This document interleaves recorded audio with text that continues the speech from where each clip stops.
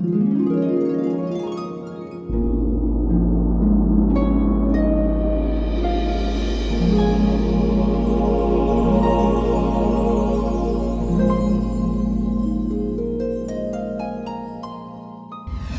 Баян-Онгор аймгийн Баян булгийн гаралтай. Тэгээ одоогоор бол Улаанбаатар хотод амьдардаг Содонбило өвгтэй баяр цэцэг байна. Манай ээжийн тал бол ер нь их олон лам нар байсан. Хилмидлүү үеэр их ч олон хүн хилмигжсэн. Өвөө маань Баян-Онгорын Баян булгийн хүн болохоор энэ Чойжин сахиусын маань гол эзэн хүн маань өвөө маань байсан. Ер нь бага байхдаа би их зүүдэлдэг. Зүүд маань ингээд үний юм шиг заримдаа ингээд яг бодит байгаа байдалтайгаа эвлэрч чаддгүй тийм байдаг байсан. Тэгэл тэр үеэс л анх эхлэл юмыг үзэж эхэлсэн дээ. Хамгийн анх би ингээд жоохон багт хураг шиг хариулаад ингэж явдаг байхдаа янз бүрийн хүний болох ч байгаа юм ингээд хараад нөгөөтгөө хүнээс нууж чадахгүй ингээд хүнд хилждэг. Тэгэнгүүт ойр төрний айлын усуд болохоор харж намайг бадамгай ач хүн муу амтаа харсан юм нь биелдэг гэж ярьдаг байсан. Тэгээд сүүлд нь арай жоохон том болоод ирэхээр ийм юм маань ингэж харсан юм хүнд хэлж болохгүй. Тэгвэл нүд чи юм харахаан болчин, чихчи юм сонсохоон болчин чи надаа хүнээс нууж яв гэдэг байсан. Тэгэл тэрнээс хойш би энийг ялгаж хэлнэ, тэрийг ялгаж хэлнэ гэдгийг мэддэг болсон доо. Ер нь албан ёсоор бол би 16 таа анх эхлээд үзсэн. Өөрөө эхлээд хүн үзэж ирэхээс өмнө эхлээд сонирхлоороо би зоос гүйлэгдэг байсан, эрэг татдаг байсан. Тэгэл өөр ингээл янз янзын юмыг ингээд өөрийн сонирхлоор ингээд үздэг байсан. Тэгээд 18 өдөөс хойш бол ерөөсөө яг энэ сахиусаараа ингээд дагнаад одоо ингээд 10 гаруй жил үзчихэд ингээд явж байна да. Одоо энэ сахиус маань болохоор өвөө маань хилмигдлийн үед нууж байгаа тэгээд гаргаж ирж авсан гэд. Тэгээ ийм хүүхдүүдэд нэг ийм нандир өгсөн байдээ. Одоо энэ нандрын болохоор ингээд бүр ингээд дээр үеийнх нь болохоор ингээд тасарж унчих гад ингээд байгаад ахаар сүүлийн үеийн ийм хад гадналаар нь шүлжээд тэгээ ингээд хөрөв дээр ингээд амьлуулчихсан. Тэгээд хилмигдлийн үед болохоор уг нэг том сахиус байсан гэсэн. Тэгээ багсгасаар их бага юм авч уцарсан гэ. Тэгээд их сахиус маань болохоор ээж маань хамгийн бага дүгэн дээр байдаг. Надад болохоор ингээд тастаж өгсөн юм нандир нь байдаг. Бас манай том ихчд болохоор бас нэг нандир нэдэг. Тэгээл одоо энэ сахиусцаагаа л одоо нэг хүн шиг болоод энэ сахиусныхаа хүч чадлаараа л ингээд амьдарч яваа та. Уг хүнийг ингээд үзэхэд зарим хүний юм бол ингээд хүн ороод ирэхэд уцаар ярихад ч юм уу бүх юм мэдэгдээд ороод ирдэг. Зарим хүний тохиолдолд бол тэр хүн бөө ч юм уу ямар нэгэн өөрт нь хитрхийг хар юм агуулгдсан. Тэгээд бодол санаа нь төвлөрөхгүй. Нэг бол ингээд хэрүүл маргаан хийж байгаад ороод ирсэн хүний юм бол арай илүү муу мэдэгддэг. Хаалттай болчдөг. Тэгээд өөрөө яг ингээд сэтгэлээс яг үзүүлэх гэсэн бодолтой хүнийх бол арай илүү мэдэгддэг. Ялангуяа яг ингээд өвдсөн зовсон хүнийх бол бүр тод сайн мэдэгддэг тий. Үзүүлэх гээд ирж байгаа хүн хэрвээ өөрийгөө үзүүлнэ гэвэл өөрөө л ирэхэд болно гэсэн үг. Хэрвээ өөр хүн үзүүлээг гэвэл сүүлийн үед авахулсан зургийг аваад ирэхэд л болдог. Тэр хүний нэр жил 2 яг өөрөөр байх юм бол тэгэл бүх юм мэдэгдэнэ. Ер нь хүний юм чинь нүдний харцаараа бүх юм мэдэгдэнэ. Хүний харцанд хүний өвчин, зовлон, шанал бүх юм тодорхой байж байгаа. Хүмүүс өглөө өөрөөр ирдэг очрлоо, зарим шүн дундад ирдэг. Тэгээд би бол нэг 9 өнгөрөөгөл ирэхэд шүн дундад ирсэн хүн чинь 4 цаг, 6 цагт ирсэн болж баргалж өдрийн ихэнхийг авчлаа гэж бодоод айлах би хүний хурдан үзэхийг боддог. За тэгээд үзүүлэх хүнээсээ илүү надад зөвлөж ярих гэсэн хүн бас их ирдэг. Би болохоор нэг тийм олон дээд сургууль төгсөөл ийш тийшээ яваал ингээл янз бүрийн судлаад байдгүй. Өөрт байгаа юмаа өөрөөс гарч ирж байгаа юмаа л хүнтэй зөвлөж ярьдаг. Ер нь тэгээ ярьж байгаа зөвлөж байгаа маань хүнд их таалагдсан болов уу гэж боддог. Тэгээд нэг талаараа бол сэтгэл судлаач шиг л болцсон юм уу гэж би өөрийгөө ойлгодог штеп. Заримдаа ингээд хүмүүс ингээд ирэхээрээ их нэртэй ч юм уу тийм ээ аав ээжтэй ажлынхаа газрынханд хэлж чадахгүй байгаа юм надтай ирж ярьдаг зөвлөдөг. Өөрийнхөө амьдралын талаараа тийм ээ өөр илүү дутуу юм нэмээгүй яг ингээд амьдрал талаас ангаа бичээд ингээд ном гаргасан болохоор тэр ном маань хүмүүст их таалагддаг. Тэгээд зүгээр ингээд номын минь авах гэж хүн завхнаас ховдоос ингээд зорж ирдэг усуд байдаг. Номоор дамжуулаад бол би Монгол эмэгтэй хүн яаж амьдарч болох, яаж арих тарс одоо ингээл янз бүрийн хар муу юмнаас хол явах, тийм ээ, үр хөвгтөө хүн шиг яаж явуулах, хүн хүнээ яаж хайрлах талаар хүнд илүү их ойлгуулах гэж одоо ном дээр маань нөхөд заримдаа ноход болдог гэдэг талаар нь бол би өөртөө найзалж ирсэн найз нөхдийнхөө талаар хүртэл бичсэн. Хүн эд хөрөнгөтэй мөнгө төрөхтэй явхад найз нөхөд ч гэсэн олон байдаг. Яг ингээ хүнийг яхаа аргагүй гарцгүй болгонгууд найз нөхөд бол холдоо явцдаг. Тэр номорон бол би ер нь эмэгтэй хүн яаж амьдрах ёстой юм тийм ээ. Өөр ямар ч хүний хараадгүйгээр хүүхдүүдэд яаж авч явах ёстой гэдгийг л хүмүүст харуулъя гэж бодсон. Ялангуяа манай Монголын тохиолдолд одоо цаг нь цаанаасаа ч хэцүү болцсон юм уу? Ер нь ирчүүд нь жоохон хүн чанар муутай болцсон юм уу? Одоо ингээл үржиж үзүүлж байгаа хүмүүсийн маань 50% нь дандаа нөхөр хүүхнүүд байдаг. Тэгсэн мөртлөө 1-3 хүүхэдтэй хүүхнүүд байдаг байхгүй юу? Тэгээд тэднэрт би их зориулж гаргасан. Буруугүй мөртлөө буруутай юм шиг амьдарч идэг. Ингээл одоо гудамжин зөрсөн ч байсан, алуун газар дээр нь ч байсан нөхөргүй хүүхэн, хүүхдтэй хүүхэн гэж ярьдаг. Тийм ээ? Нөхөргүй хүүхэн, хүүхдтэй хүүхэн гэж ярихад тэр хүүхэд газраас ургаад гараад ирээгүй тэнгэрээс унаад ирээгүй шүү дээ.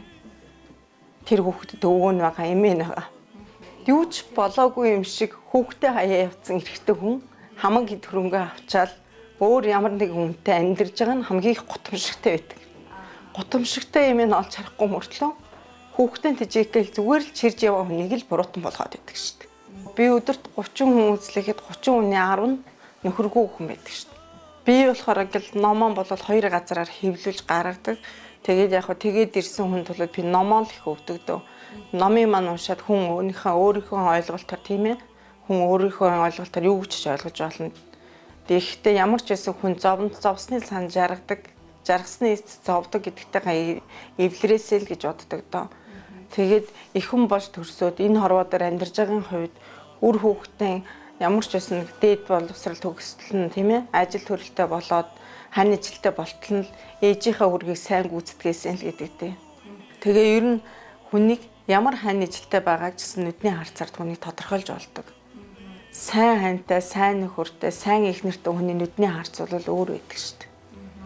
Ер нь тэгэл нөхөр нь аригдаар сууддаг, зодож нүддэг тийм хүний нүдний харц бол цаанаа л нэг гундуу байдаг шүү дээ. Ядарсан хүн олон байдаг ч гэсэн ядарсан дотроос зөв ядарсан хүн олж аавна гэдэг чинь их шалгуур юм байна гэдгийг би сүүлийн үед ихсэн ойлгоод байгаа.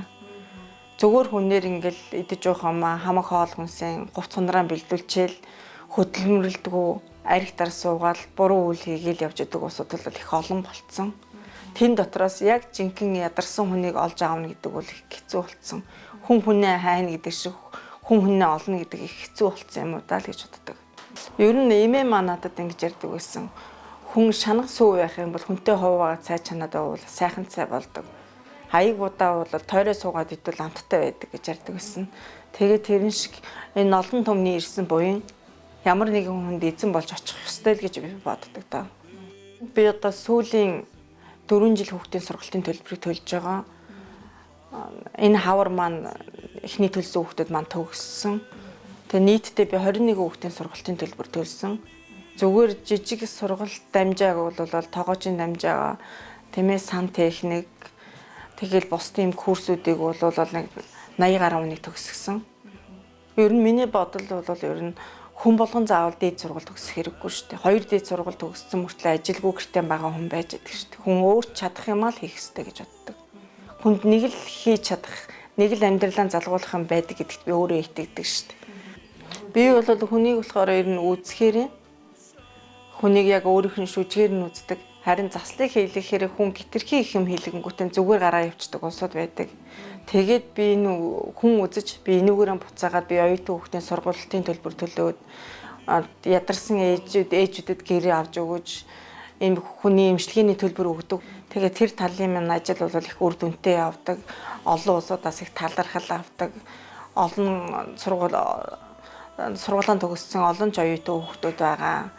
Одоо бүгд тэгэл их нэртэй болсон, нөхөртэй болсон, ажил амьдралын тэгшрээ сайхан гэр оронтой болсон амьдарч байгаа улсууд байгаа. За би чи одоо энэ Баяр Цэцэг гэдэг багштайгаа танилцаад 3 жил болж байна да. 3 жил гарангийн хугацааны өмнө. Анх Баяр Цэцэг багштай ирж уулзахаас өмнө би бол зад дээр амьдралдаа нэг учир нь үл ойлгох янз янзын юмнуудтай тохиолдоод амьдрал уруу дорой болоод Үүс бүтэмжгөө болоо тэгэл ер нь Улаанбаатар хотод байдаг аль сайн гэсэн усуд дээр л очиж исэн л да. Тэр бүхнээс би ердөөсөө сайн сайхан юм мэдэрч чадаагүй. Тэгэл тохиолдлоор ёстой азтай л учраас миний хувьд бол барьцаг багштайгаа би дайрилцсан. Тэгээд барьцаг багштай уулзаад би өөрийнхөө амьдралын талаар юу ч асуухгүй хэлээгүй. Би одоо танд үзүүлэх гэж ирсэн маа л гэж хэлсэн л дээ.